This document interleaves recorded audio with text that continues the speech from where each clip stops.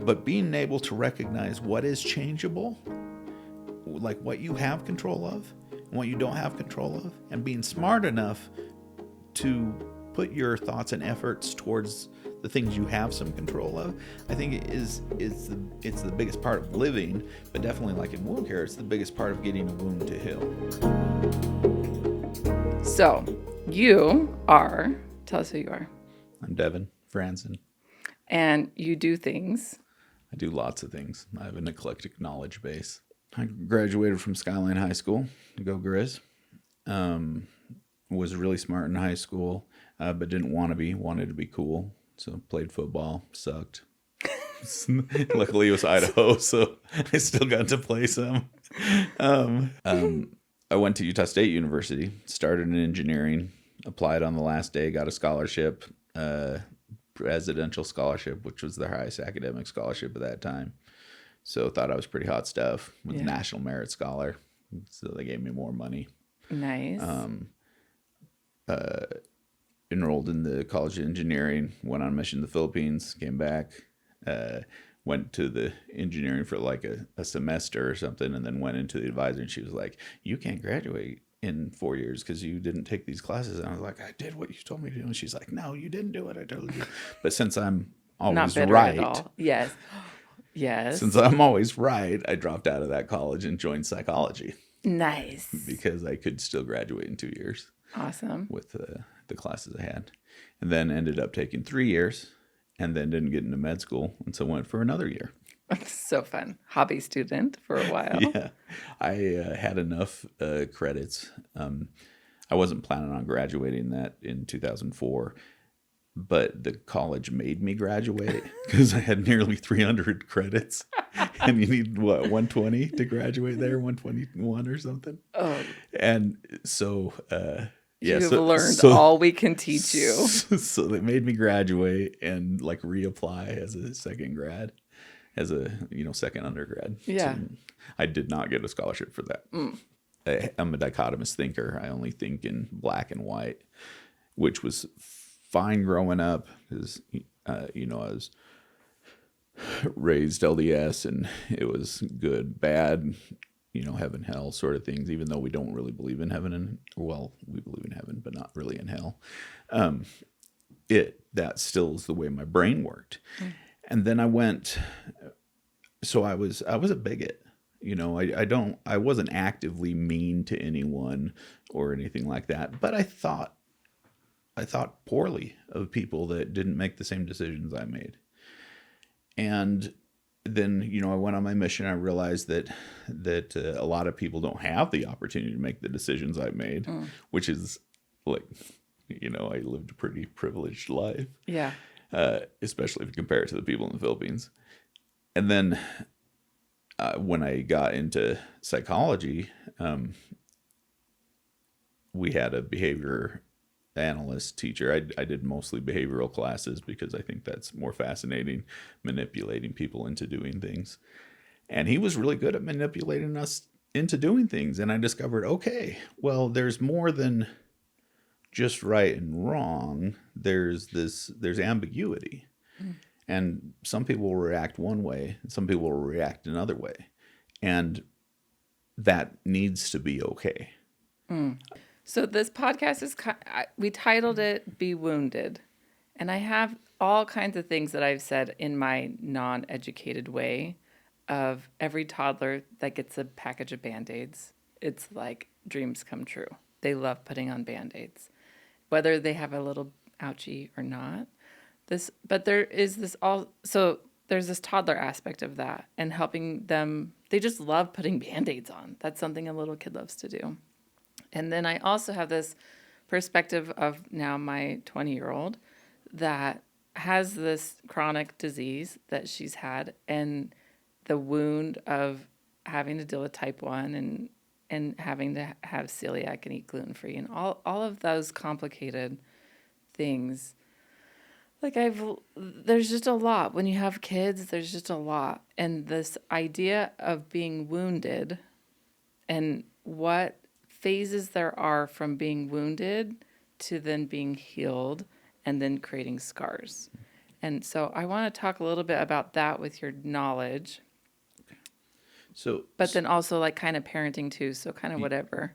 yeah. So when I was in my last 2 years of med school, you spend time following around other doctors, and after about a week, maybe 2 weeks with the specialist, I'd be like, I got 98% of this stuff down. Like, this isn't really that hard. We're following algorithms on most of it, and I lost interest incredibly quickly.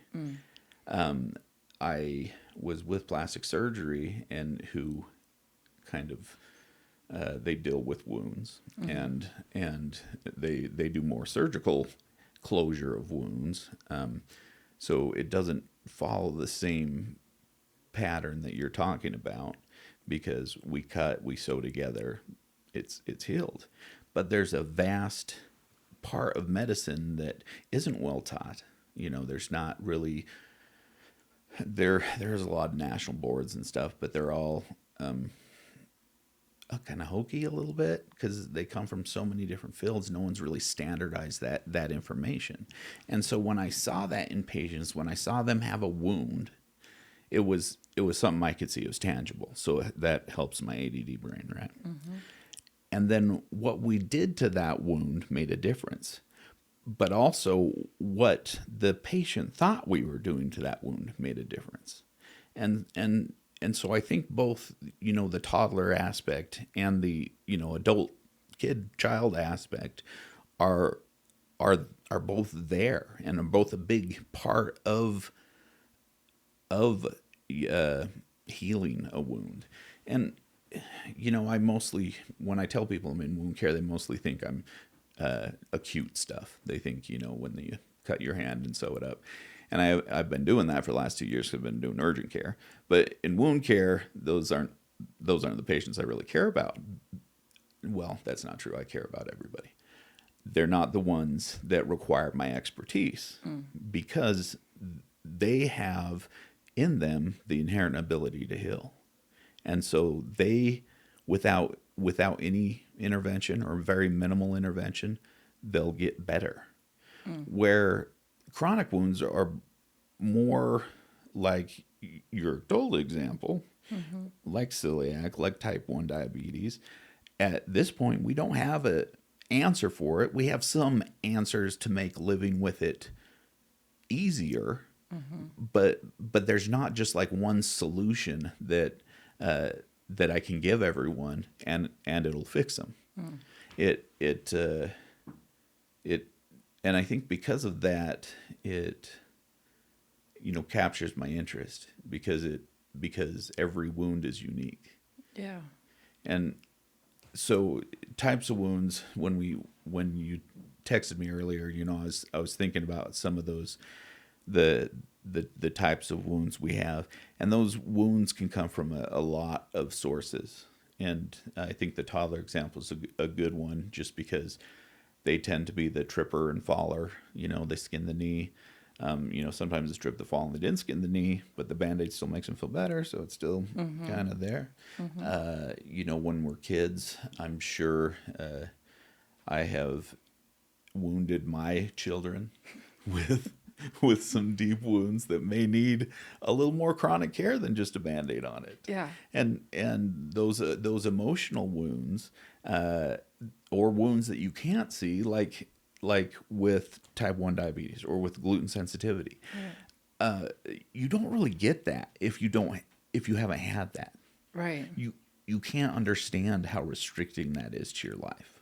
You don't understand the fear that's there, and you don't understand that feeling of being broken or not right, I guess. Yeah. And I would argue that everyone is broken and not right.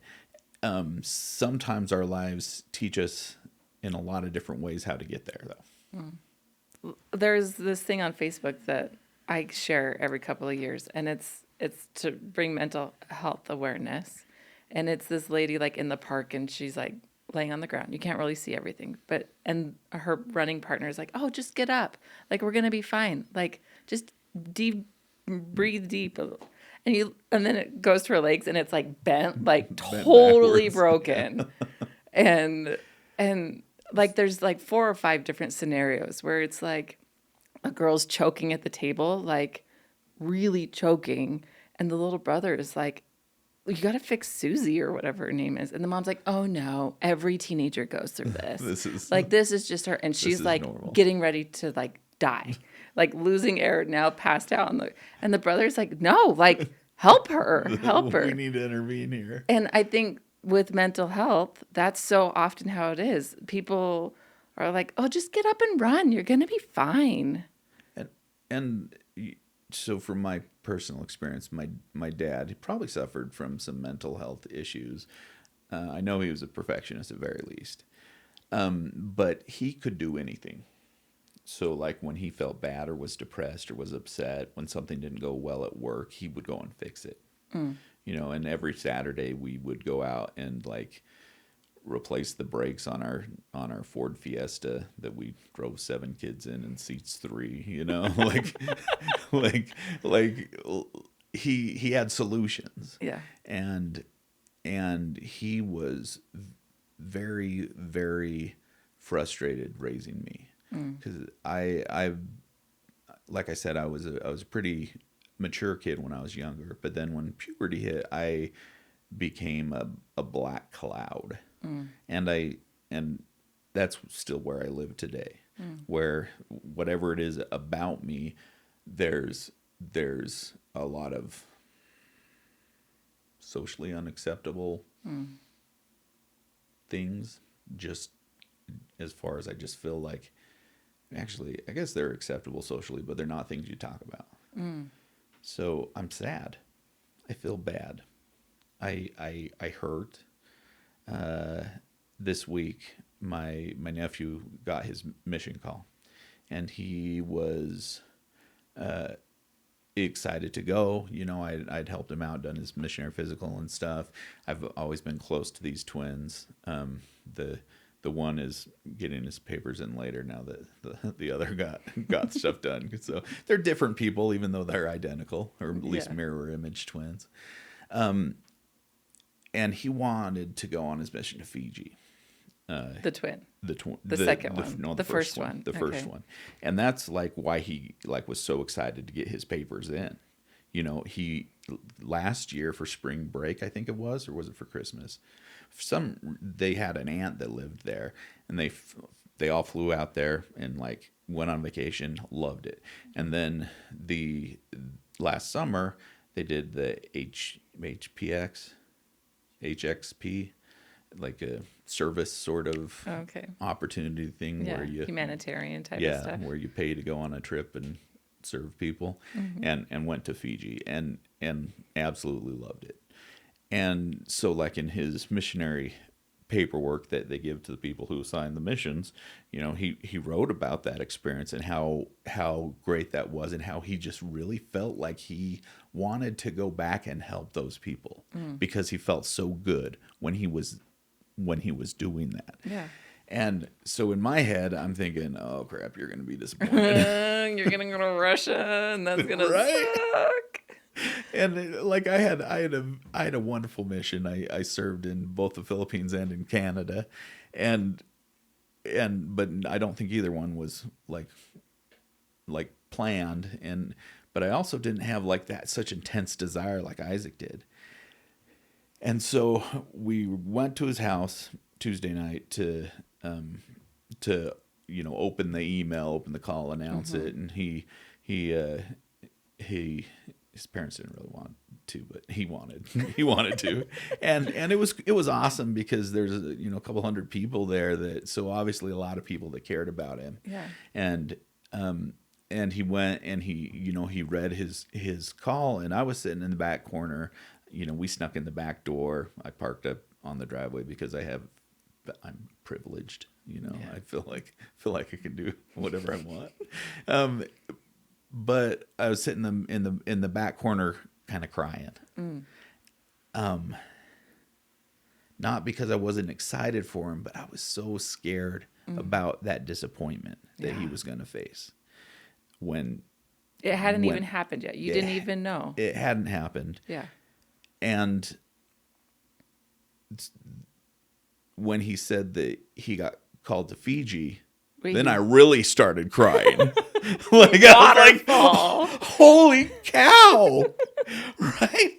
Like that's amazing. Oh my Like gosh. I don't know that I've ever heard about that. Yeah. And I out of all the places in the world, there's a lot of places there's Mormon Yeah. missionaries. Yeah. So and very few of them numerically are in Fiji. And that just like was overwhelmingly glad for me. But that story, I think, illustrates the way I view life, where there's something I want, but I'm sure it's not going to go right. There's going to be bad things that happen. And I think that comes from the perfectionism.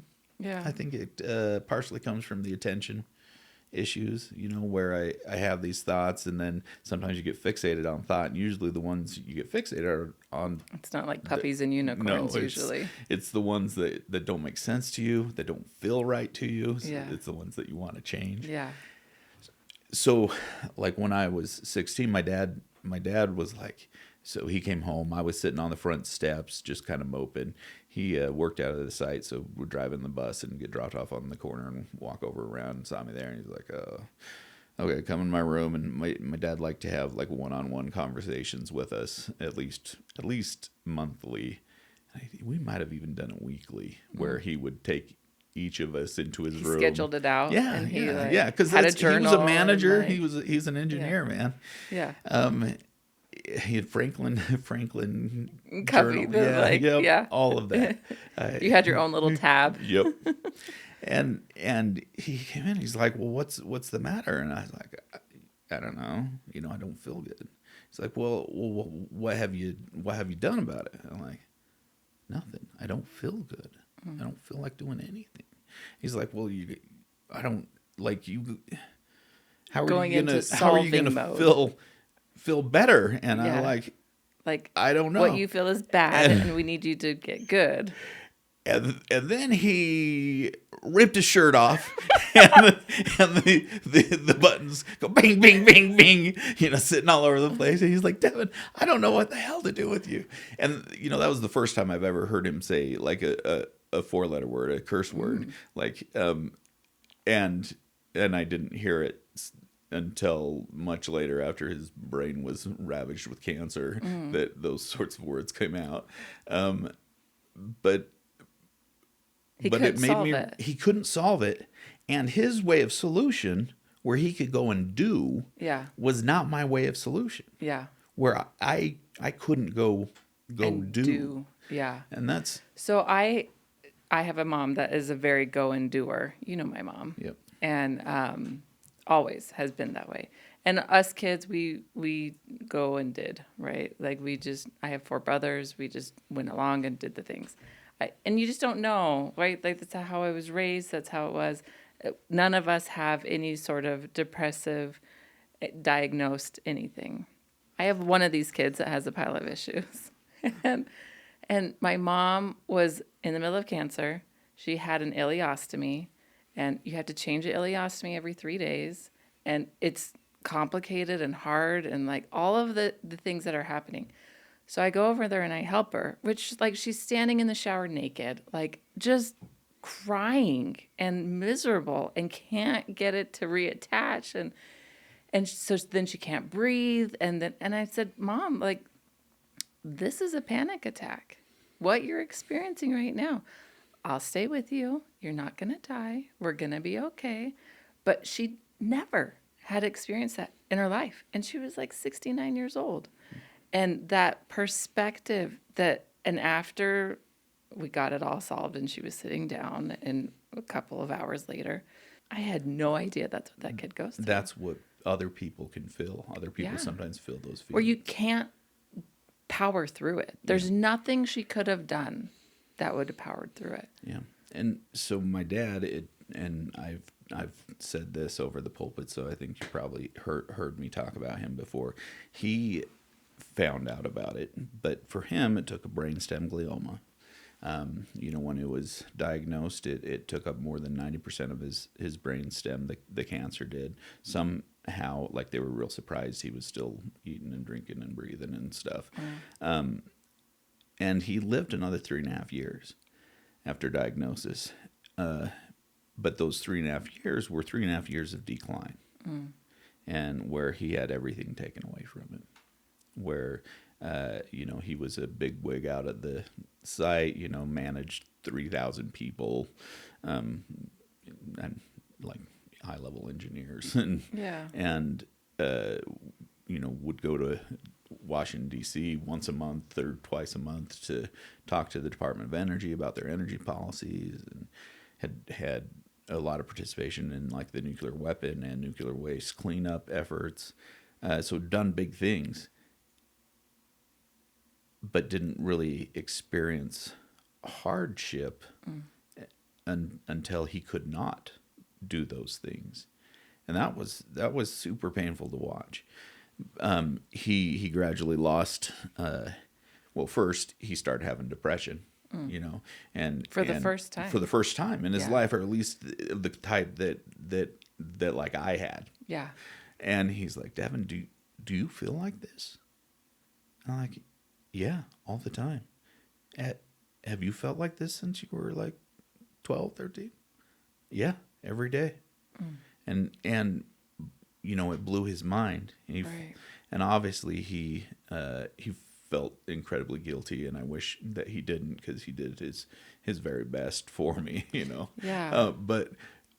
But he could not experience until he didn't understand. He couldn't empathize, I guess. He thought he was empathizing, Right. but didn't know it until he experienced it. Yeah. And I think that wounds are that way, where they I don't know if anyone's had an ileostomy, but they suck. Just FYI, it's where we do a lot of stuff with that in wound care, because the best educated people in medicine on wounds are wound ostomy continence nursing. It's a certification that's been going since the 70s. They are the kind of the masters of it, followed by physical therapy. And then doctors are like clear way down the line. Mostly we're just there to observe. But the wound ostomy continence nurses would make me do ostomy and continence. And when you have an ileostomy, you have like, have you ever puked till you just have like that real sour, nasty stuff coming out? So they take your intestine and kind of flip it out like a little mushroom, sew it to your skin, and it has acidy stuff coming out all the time. Yeah. You can't control it. We tape stuff to you to try to get it to not leak. If your mom was getting 3 days out of a bag, she's freaking amazing, because a lot of ileostomy patients, they get enough irritation, the stuff won't stick well enough. So sometimes it's multiple times a day they have to change it.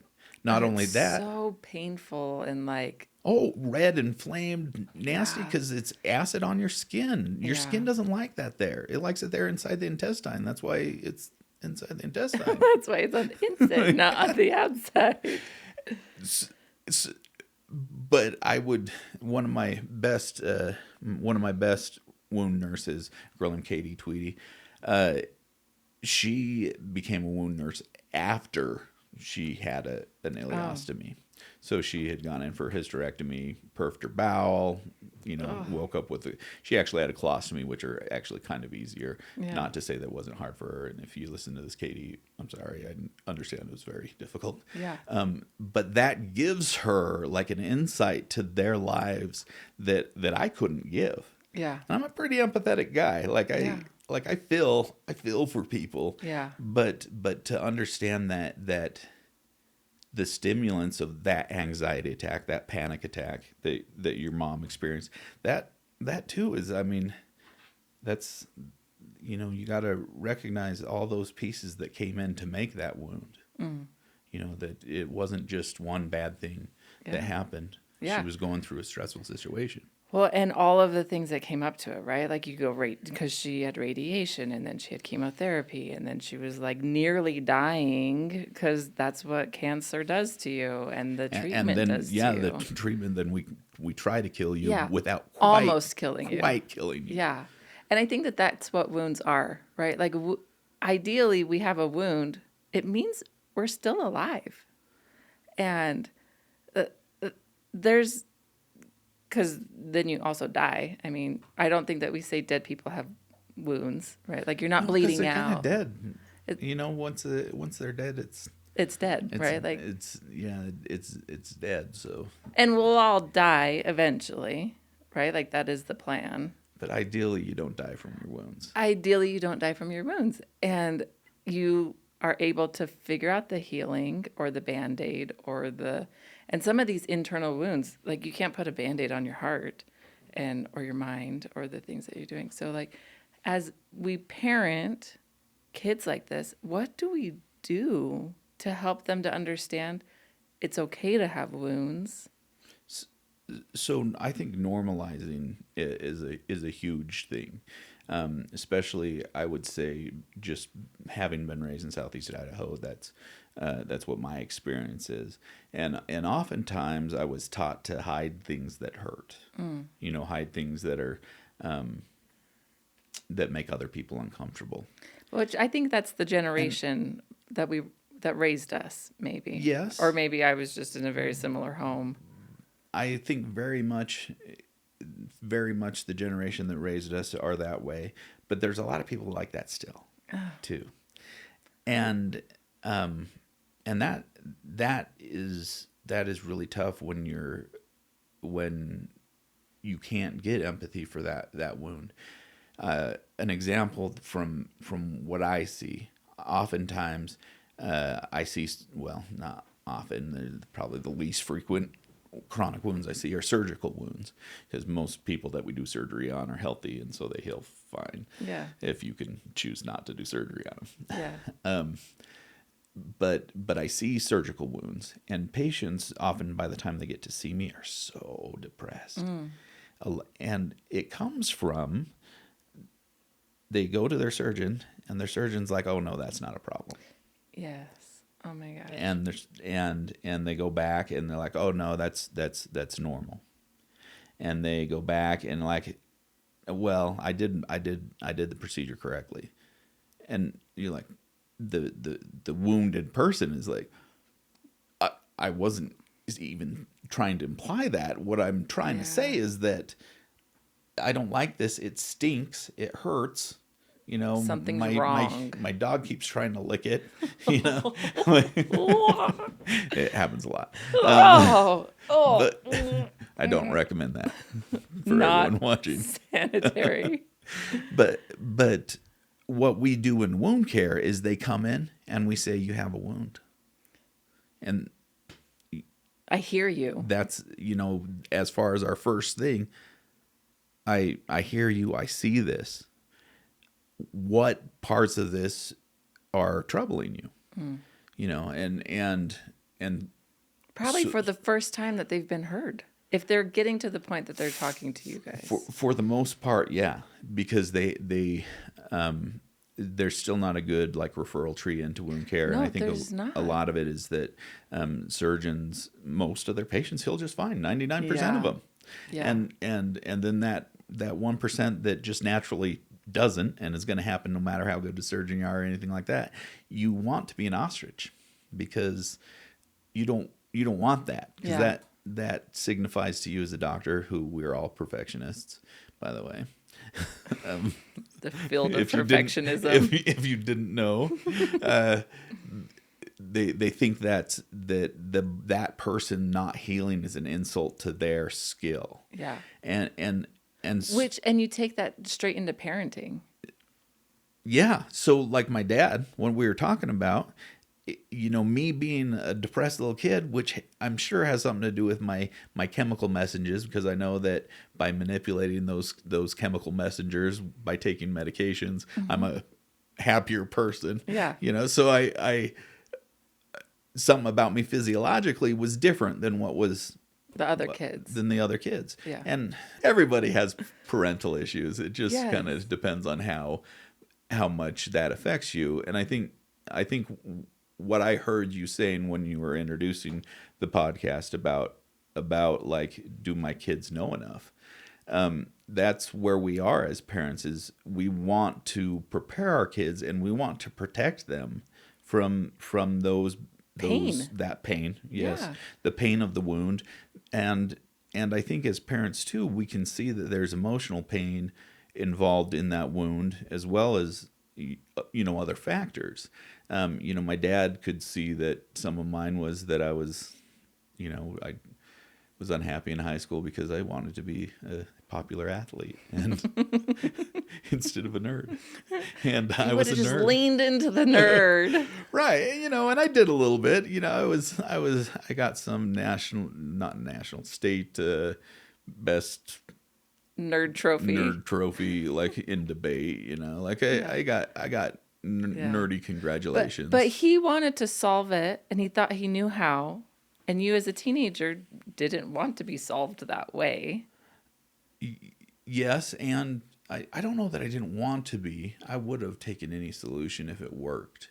But when you've tried it a bunch of times and it still doesn't work, and that, again, those wounds that I'm talking about, that's what happens to them before they end up coming in and seeing me, is their home health nurse tells them, well, put on this and it'll be better. And their primary doc a lot of times have told them that. Their surgeons told them that. The OR team told them that. So what's so interesting, and I didn't even know that we were going to talk about my mom when I reached out to you, but it seems so aligned, because I would go to these appointments with her, and I could see it because I'd sat as an observer, and I have these medical things with my kids that I've had to go through that she just didn't. We didn't go to the doctor when we were kids. Mm-hmm. I don't know.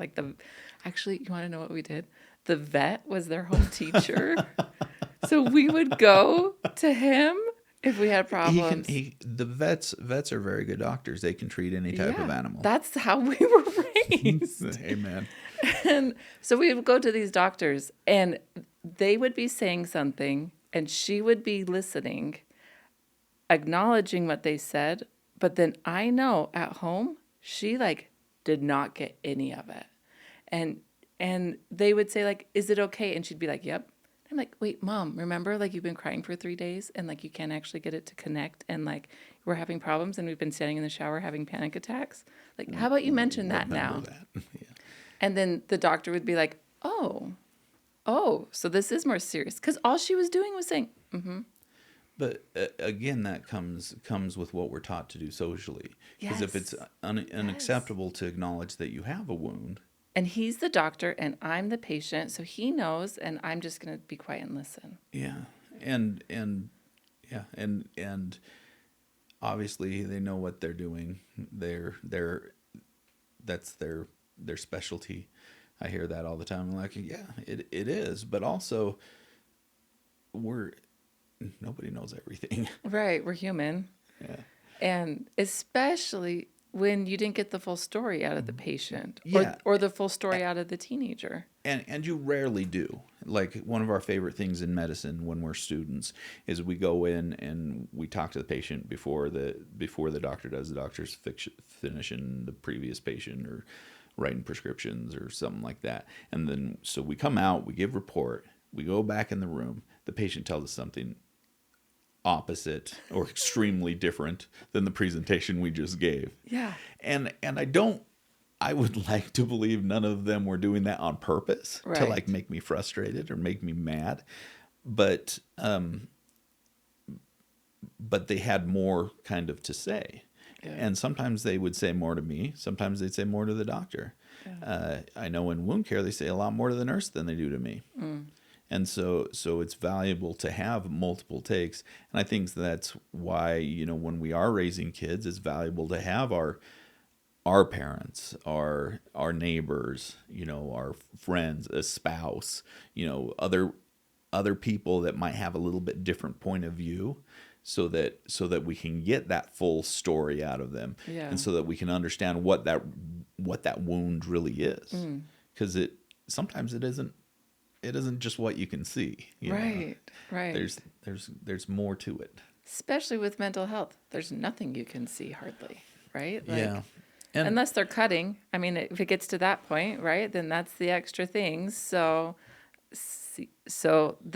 then you can see it. I'm going to say I have recently accepted that I was a cutter. My whole life I've resisted that because I don't get any release from cutting. But I want people to see how much it hurts me. And so these are morning bands. I cut them when I'm thinking about someone that I lost. We can count them off. My dad, my nephew Leo, my grandpa, grandma healed way too well, so you can't really see her. My cousin Spencer, who died way too young, like 2-3 years older than me. That hurts me. Yeah. And so having, I guess it's kind of like people that get a tattoo with like their Dates. their dates or their mom's favorite flower or whatever it is. But there's more to it than just that. And I usually try not to show mine because it makes people nervous, makes them anxious. Yeah. And It's new. It's something they don't know how to solve. yeah, and it hurts them. It hurts to know that someone else hurts. And so it's I think we all want to be in a place where just we're accepted. Everybody loves us. We always make the right choices. Yeah. Like life turns out great. Yeah. We don't have to worry about our You bills. get the trophy, you're Yeah. the head of the class, like so much of society. Yeah, and I think that is normalized. I think it was normalized. It's like this overwhelming success was normalized as like the American dream, and I think that we still suffer from that a little bit, where we see the best of what people show. Like we rarely are in positions where we have someone we feel close enough to that we show them the worst of us. Yeah. And so then when you're comparing the worst of yourself to the best of everyone else around you, then you really suck. Yeah. And it's kind of like when I was playing football. Like there's a lot of things I did good. I was smart. I could keep. I was successful because I knew where my skills were and where they weren't. I cheated. I grabbed on receivers and stuff, which you get penalties, but that's how strategy. how I could keep up, and you do it discreetly enough. The ref doesn't notice. In Idaho, it doesn't really matter because we didn't pass back in the 90s. So I was mostly just running there anyway. So Yeah. And I think we learn those sorts of strategies as we're being raised. But also we can intentionally learn some as well as those that we just kind of pick up that are pathological. Yeah. That force us to learn them. Right. Because it's survival of the fittest at that point. Right. And when you have a problem, you try to address it the ways you know how. But that's why everyone should be in counseling. Yeah. Because you go to the counselor, you talk to them about I don't know, whatever you're thinking, and they then analyze it and like, well, okay, so your ADD, it gives you some rejection sensitivity. So you feel bad when people don't like you or reject what you have to say. Look away. Yeah. There's so much. You feel abandoned. Yeah. And so then knowing that then gives me power over it. So then hopefully I, rather than say to myself, you suck, everybody hates you, I start saying, they just don't really care right now. Yeah. And that's fine. So a coping skill that we've done with our kids is anxiety, right? We've named him Steve. And so when a kid comes in with high levels of anxiety to whatever the situation is, like you're invited, but Steve isn't. So let's take a moment. Steve can stay at the door.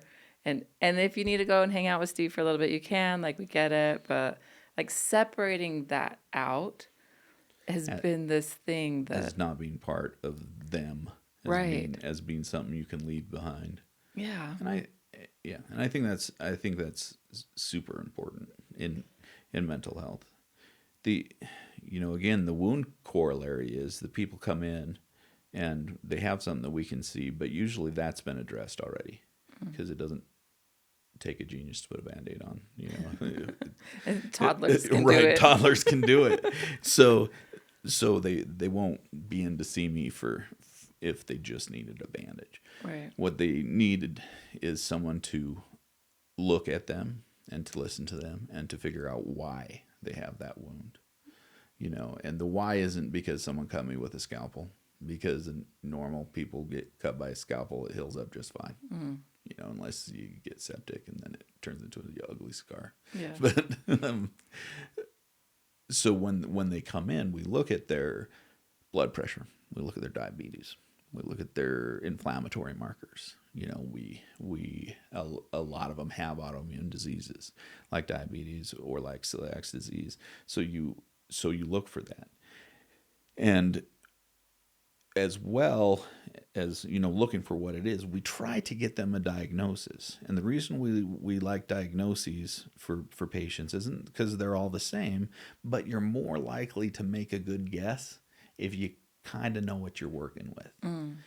And so if you know that, okay, I've lived with this kid for a long time, they need, I don't know, I would like Abby to chime in on what our kids need, because I'd never understand their needs, and she always needs food, them. water. Well, there's food and water, but our different kids require different things that you're able to give them that I don't like. Right. Bryn will be crying about something, and you say, stop crying. And I say, pull her aside and have a quiet conversation about what the need is that she has. Because the need isn't to stop crying. That's the end goal. It's like the side effect of what is actually happening. So just to pause the whole thing and say, okay, this isn't about me or what I need from you. I don't want to hear you crying anymore, but let's address what's really going on. And in turn, that teaches her how to address it in the future. Right. Because she labeled that wound. Identifying it. Last year, it was on my birthday, which was real special to me, but she chose to be baptized. Very cool. And in our church, we fathers who want to or can, I don't know, are able to baptize their children, and she wanted me to, and so that was a cool thing. We went to the church. There's like two little entrances, and I went in one side, she went in the other side, and I walked down into the water, and she was sitting on the top of the steps crying. Mm. And she said, "Dad, I'm not ready." Mm. And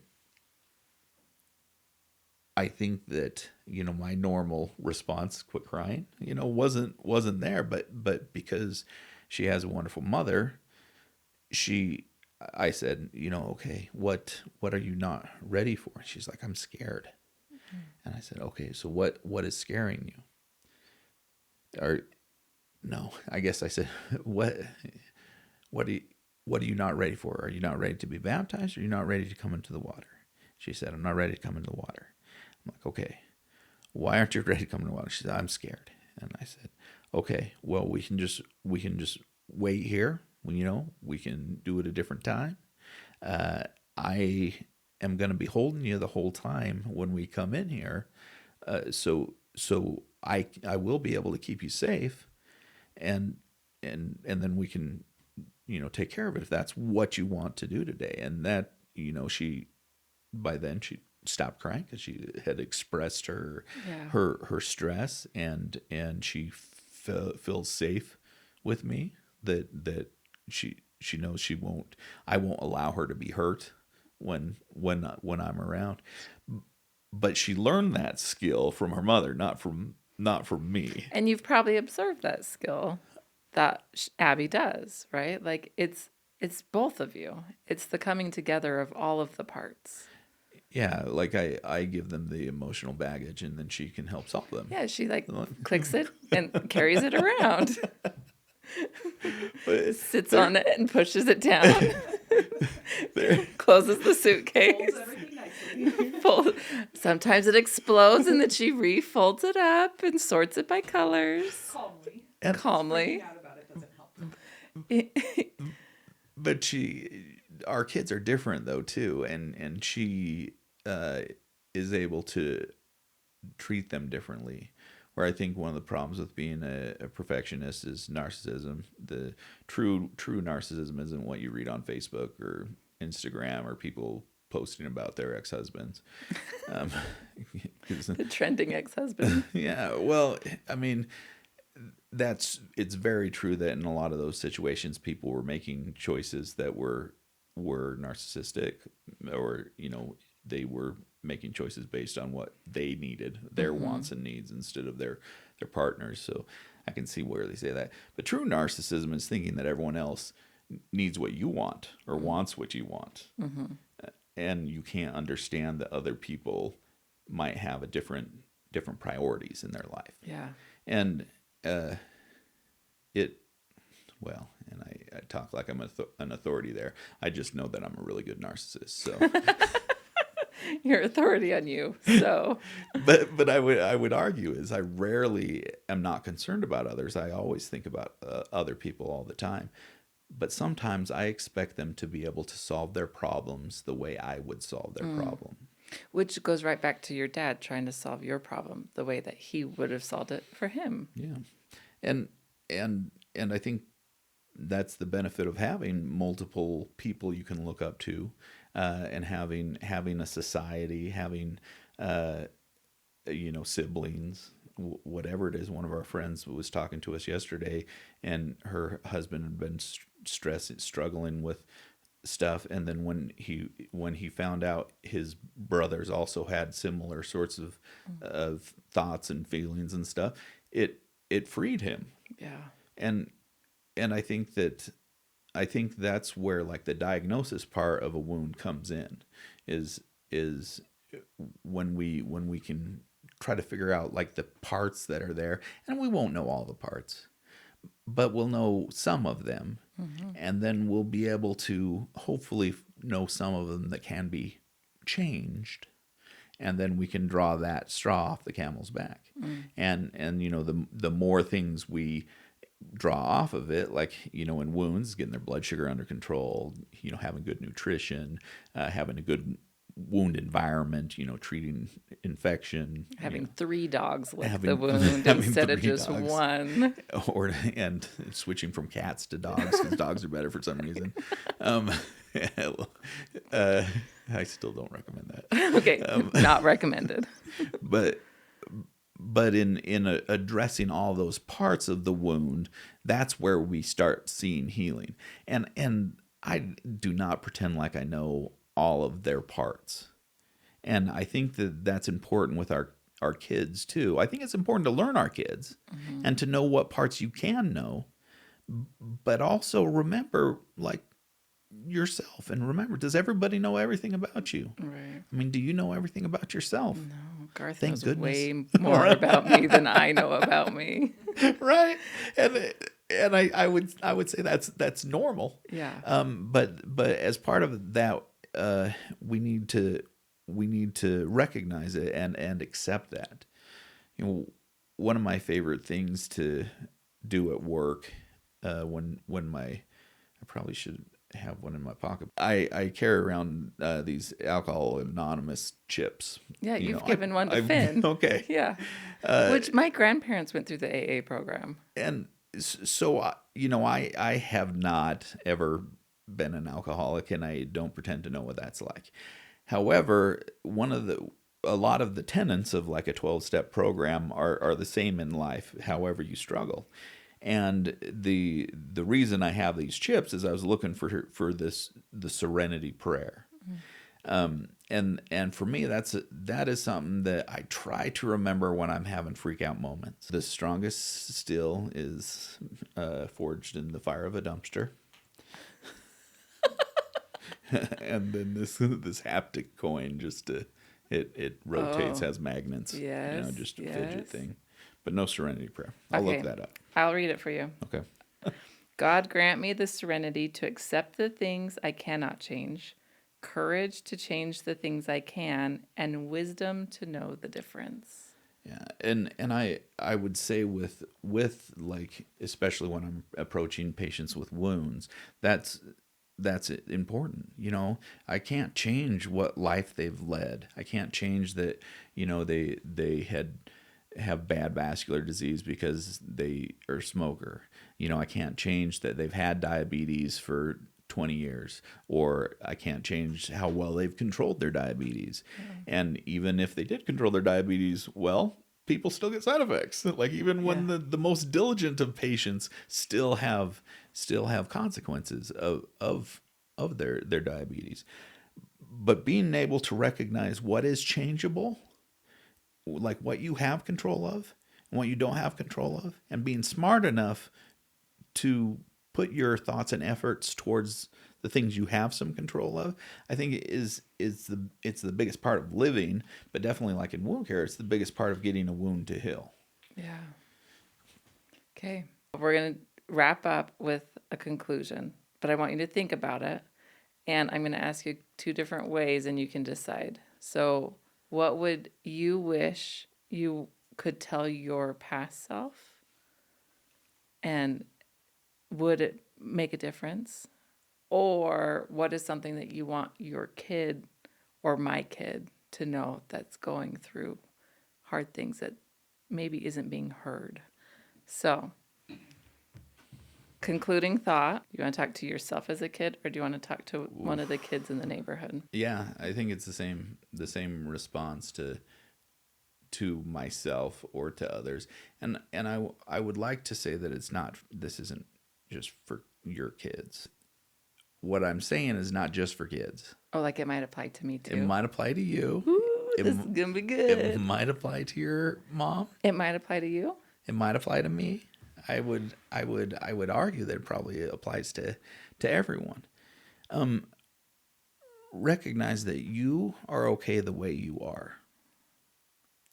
There are things about you that you can change, and there's things about you that you should change. But you, the way you are right now, is enough. It's you are enough. And I think that acknowledging that we're enough, even when we have wounds, makes us into someone. That's why my patients love me. Is I come in, they're a person to me. I treat them like a person. I recognize that they have wounds. I teach them things, hopefully, to help them heal their wounds. But at the end of the day, they're the ones that do the healing. I don't do any of that healing. And so I think your kids, my kids, all of us need to know that we have things that are bad about us. We have things, experiences. We have, I don't know, all sorts of troubles in our lives that give us wounds. But our wounds do not define us. We're defined by the way we respond to those wounds. And I would say that you get the most success when you both allow yourself to be vulnerable, but also pick the right people to be vulnerable to. Pick people that will build you up.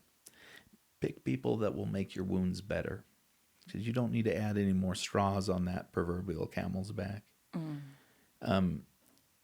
So, yeah, I guess the long and the short of it is you're human.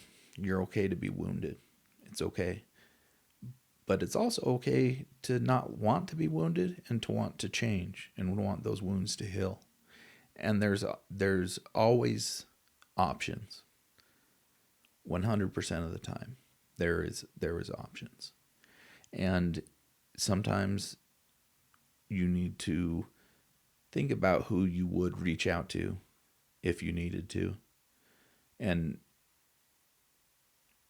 most people, if you reach out to them, will give you strength to get through whatever moment that you're in. And I think that the hardest thing about especially mental illness, but I would say it's probably the same with diabetes. I don't have diabetes, so well, I kind of do. But, is that you feel like you're alone, and you're not alone. You're never alone, even if you've left home, even if you live, 2.5 hours away. There's people there that love and can help you, and there's people here that can love and can help you. And I think that is the most important thing to know. And if you don't know it yet, continue to tell yourself that until you do know it. Rely on the faith of Devn. So a lot of times you do have to rely on the faith of someone else. Because when you're in a bad spot, trigger warning, there's times in your life, and I think everyone will go through some time. Hopefully for most people, it's a fleeting second and they don't give it another thought. But where you don't feel good enough, you don't feel like you belong. You feel like you're different. You feel like you're an outcast or a pariah, and you feel like the only option is to leave. I would argue that that's never the only option. There's always a tomorrow. There's always people you matter to, and there's always something better in life that we will see, hopefully soon. I think at times we follow our impulses, and it's easy for us in this day and age because we live in a land of excess, and we have everything available at any moment that we need. All of our needs are met.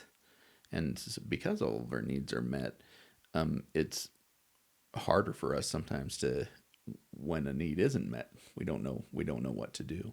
I would say that if that need's not being met right then, doesn't mean that it can't be met in the future. So I've had like 4 legitimate attempts, and I don't think it was ever a good idea. And I would say it in all those times, it was because I felt that combination of being alone and in a position that I could not control. And the problem with that being a stimulating factor is that's life. Yeah. We're faced with situations we can't control all the time. So we need to somehow be okay with that. We need to, and I think it takes work. I mean, I think some people just come by it naturally. But for a lot of people, especially people who have wounds, who have childhood diseases, who have autoimmune problems that they struggle with every day, that can be emotional, mental, physical, and that can be so wearing. You can get so tired, so tired. But also there are people that help. And I would hope that your kids would reach out to you, because even if they don't know what type of soap to put in. And having that communication with somebody safe, that they don't sound like an idiot. Yeah, and not treating them like an idiot. Yeah. Even when they ask stupid questions. That's one of my worst qualities in helping people is I have very strong facial cues or facial reactions. And so people know when I think they're stupid. Devn, your face is showing. Yeah. Devn, your face is showing. But hopefully I combine that with enough humor and enough self-disclosure, that they feel safe sharing those things with me too. Like so even though I might think it's dumb that they're letting their dog lick their wound, I can tell them a story about pooping my pants and then they can realize, he is a normal person, because everybody's pooped their pants. and when we recognize that, it makes us not alone. Yeah. And then when we're not alone, things are suddenly not as daunting. Yeah. I think that's why I brought Abby here today. You know, a big thing with ADHD is body doubling, where you just do something with someone, uh, and they don't really have to do anything. They just have to be there, and that's enough that it stimulates us to keep on track. Yeah. It's kind of weird. I'm just your life body double. A life body double. You have for life body double. Lucky. Lucky. I will say a couple of things too with it. Is it's part of why we do Taco Tuesday, right? Like if not just because my kids love it and it's delicious food, because we know that it is, but if we see somebody struggling, we can say, hey, we'll see you on Tuesday, right? Like Friday might be really hard for you, and even Saturday might be hard too, but let's get to Tuesday and let's see how we feel then. And I would say too, just as far as like the Taco Tuesday idea goes, is that it is something that gives people that opportunity to feel like they belong.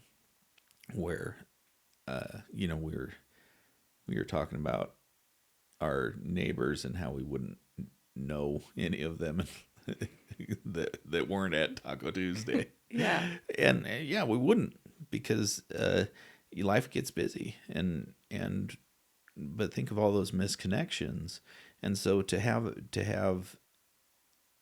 be able to sponsor kind of an event like that, I think that maybe Traeger should be a sponsor for Taco Tuesday. I'm gonna reach out. That's a great idea.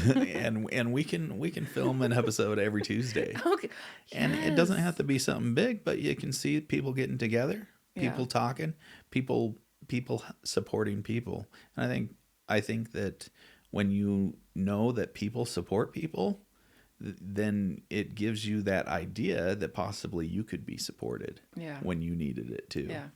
And we're messy. Like life's messy, and it's okay. Like I have piles of things places, and my kids are usually screaming, and like it's not a perfect Taco Tuesday. It's not a perfect event. And and I would say that life is never perfect, but I would say every time I've come, I felt uplifted.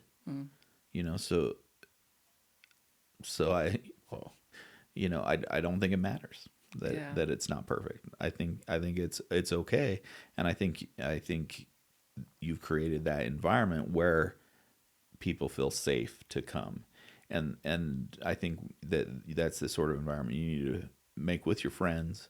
You know, I feel like it should be made with your coworkers and your I don't know, any group that you belong into, where you're okay with them not being whole, and they're okay with you having some wounds. Yeah. And I'll put in a plug here for Clifton Strengths, because I am a certified coach in Strengths Finder.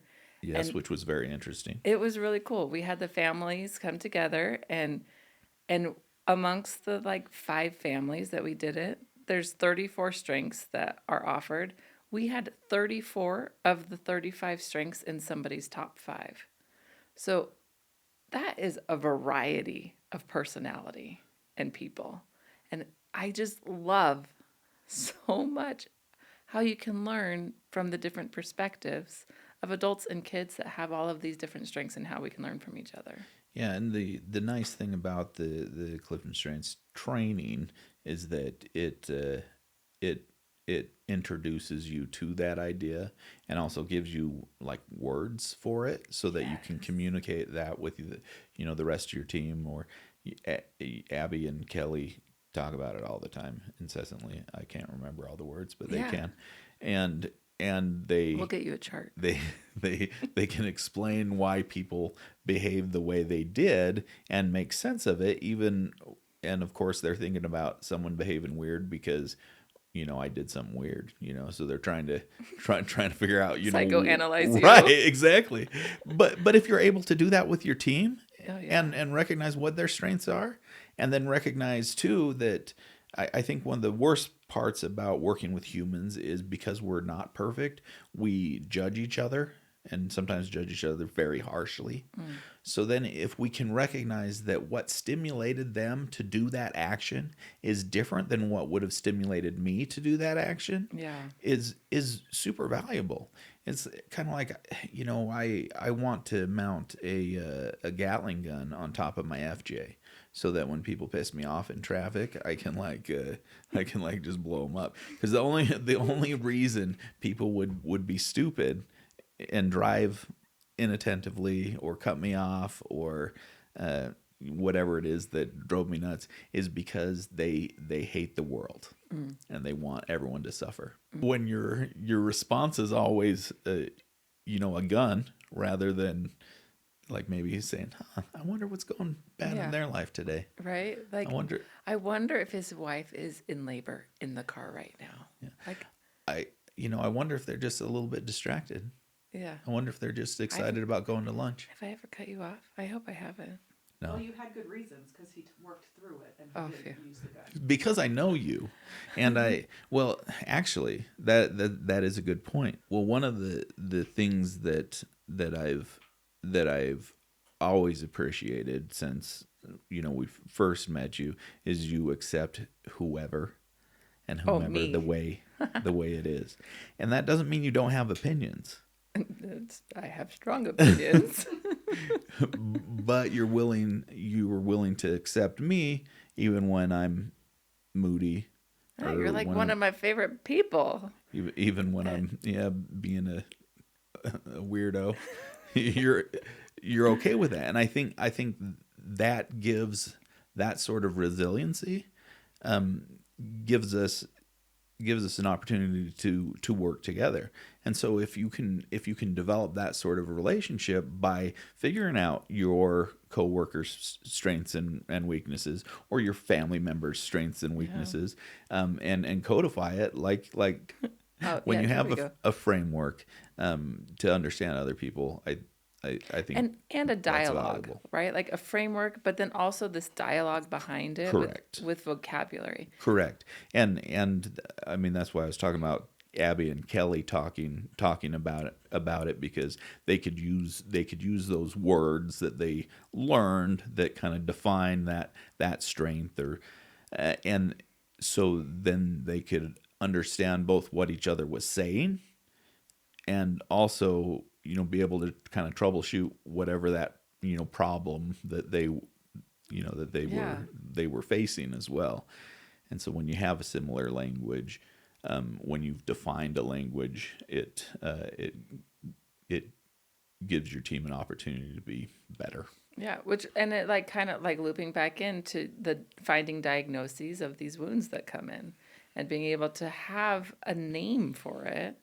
And it doesn't make me always make the right choice, right? Because it's just a name for it, but it helps you understand, like, okay, this person most likely is going to respond to these sorts of things. Yes. So there's the Strengths Parenting book, and in the book it has chapters for each of the strength titles, right? So futuristic is one of my top, and Gracie's one of her tops is context. So context looks in the past, futuristic looks into the future. So we stand back to back all the time, like not speaking to each other, but also right. Very different vocabulary. And this book, it has questions that you can ask your kids to get into deeper conversations. And some of these questions, I would never have thought to ask. Who do you like talking about history with? Like, it's just so foreign to me. But I flipped to the book, I got the questions, and I asked her. She blah, blah, blah, blah, blah, blah, blah, blah. All of a sudden opened up. Yes, it was amazing. The research that's behind this that has put together these questions. And then she can ask me questions and get me talking in the futuristic aspect. And it's just been amazing for our family. Yeah, to be able to improve that dialogue with each other. And I that's where most problems come in. As I'm sure I bounce jobs frequently because I don't deal very, very well with administration, with authority figures. And probably I got some of that from my daddy issues. But a lot of it is that we don't communicate well. and I and because we don't communicate well, we make assumptions, just like the traffic assumptions that I said, that someone does something, it's going to be for the reason you think, rather than maybe they have other stressors. And so in the case of medicine, I have most conflict with my business managers, because they're worried about keeping the business afloat. They're worried about numbers, blah blah blah blah blah. I don't give a I'm not very motivated by money. So it's difficult for me to look at numbers and think they mean things, but it's really easy for me to look at people Yeah. and think they mean things. Yeah. So, And finding that communication, that balance, and that dialogue. and finding a way to work each other's strengths together, because we've had a real good example over the last 5 years, or however long it's been, with some friends of ours who went in as partners in a business, and who are very, very different people, and have had amazing success because they give each other opportunity to work their strengths, and don't try to, I don't know. I'm sure there's compromises that they both make for each other, but they're because they're able to communicate of it, and because they both recognize each other's values, it's been a success. Yeah. Where otherwise I don't think it would have been. Yeah. Yeah. Like either one of them alone, I don't think could have done that. Right. Well, and the power of two coming together. And I'd say in like wound care in practice, that happens a lot, where you get a situation, and the patient made a ton of bad choices to get themselves into that situation, and so it's really easy, especially before you've met the patient, to read their medical record and be like, oh boy, what am I getting? This is going to be rough, because you can see as an outsider all those steps that led to them needing to come see you. But then you go and talk to them and find out where they came from, and find out what they've been dealing with, and all of a sudden it makes sense.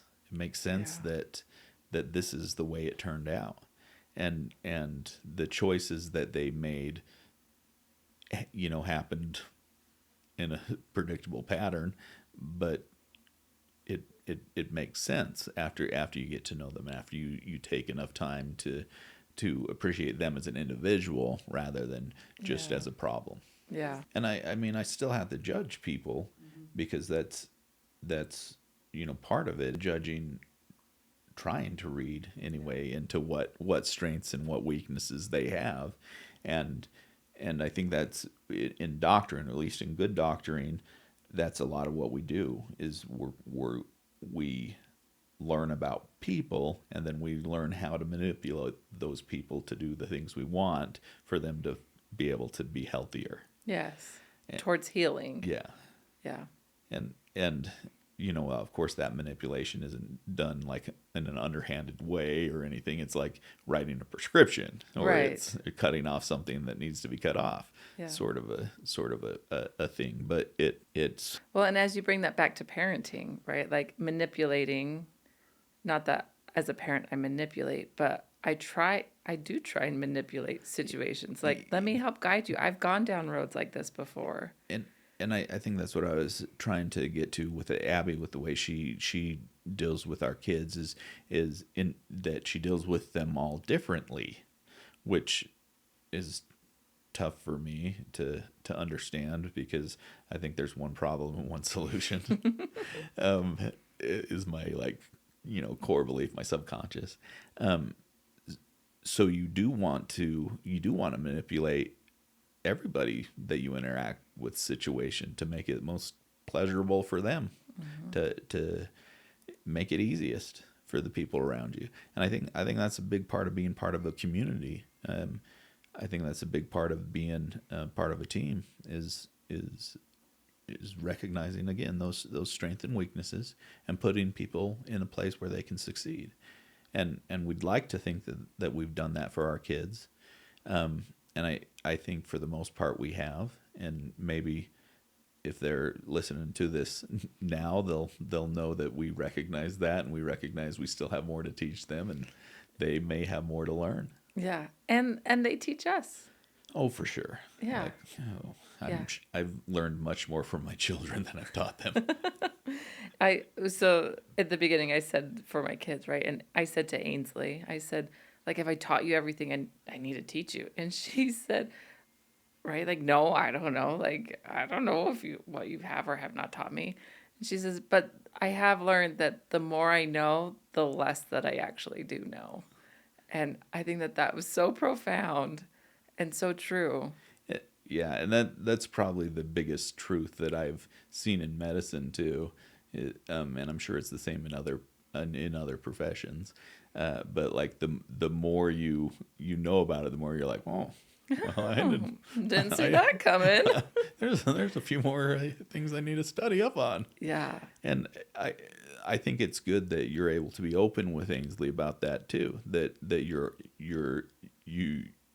that both she recognizes that she needs to learn more, but also that you recognize that she can learn more. And that's okay too. And then letting it go. Yeah. Right. Like I'm really good to hold him tight, and I'm entering the phases of letting him go and letting him and watching them make their own decisions and trusting them and not calling them stupid for making the wrong decision, and being here to help them when they fall and pick them back up, and we'll eat tacos on Tuesday. If that's what it takes, that's what it takes. This has been fun. I think I could go on for a long more time. I think we've given you enough content. I love it. Have fun editing.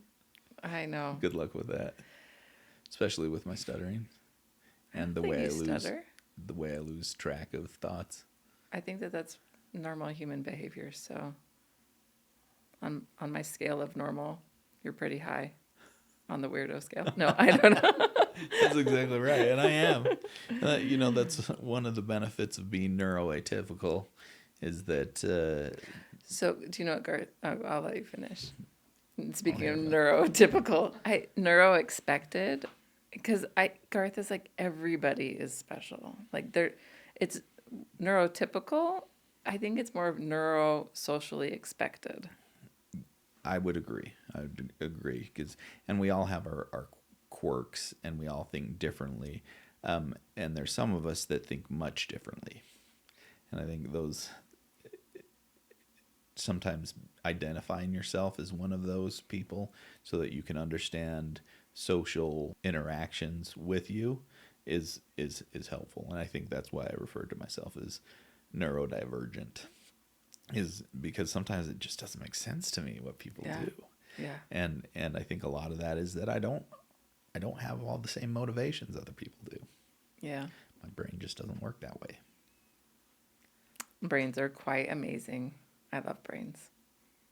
I mean, I love humans. Yeah, they have brains. I don't like my brain. Every once in a while, Garth will say, ow. I'm like, are you okay? He's like, yeah, I just had a thought that was like, Really hard. So if you ever see him like, That's awesome. Yeah. All right. My last concluding thought. Jesus, right, died on the cross, came back 3 days later, and was resurrected perfectly. But he still had his wounds.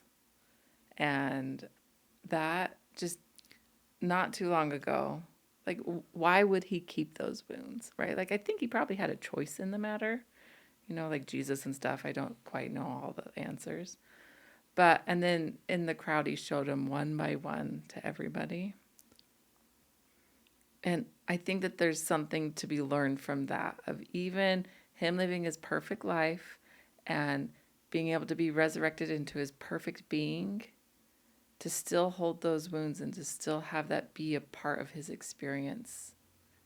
And I think a lot of it, especially when he was showing it to other people, is so that, again, we could see that, and we could see and remember the atonement, that we could remember the suffering which was done on our behalf, and sometimes a physical reminder of that is powerful. Yeah. And I think that's probably why he chose to keep those wounds. There's the scars show what we've been through. It doesn't show what we're capable of. His purpose for us is to become perfect in him. So Thank you for listening to the extended track of the Joy Worship podcast, Be Wounded. If you've made it this far, you're part of the inner circle, the sacred, imperfect, beautiful circle where our wounds don't disqualify us. They remind us that we're human. Dr. Devn reminded us that healing doesn't always come from fixing. It often comes from being seen, that diagnoses aren't labels to limit us, but language that helps us understand and move forward. That everyone, especially our kids, deserves to feel heard, not hurried. So whether you're raising tiny humans, healing from your own wounds, or learning how to hold space for someone else, remember, you are enough. You are not alone, and there is always hope for healing. And maybe, just maybe, the strongest steel really is forged in the fire of the dumpsters. If this resonated with you, come back next week when we will be talking about being kind with Abby and Kelly. Share this episode with someone who needs it, or join us at Taco Tuesday. You belong here, and you are becoming.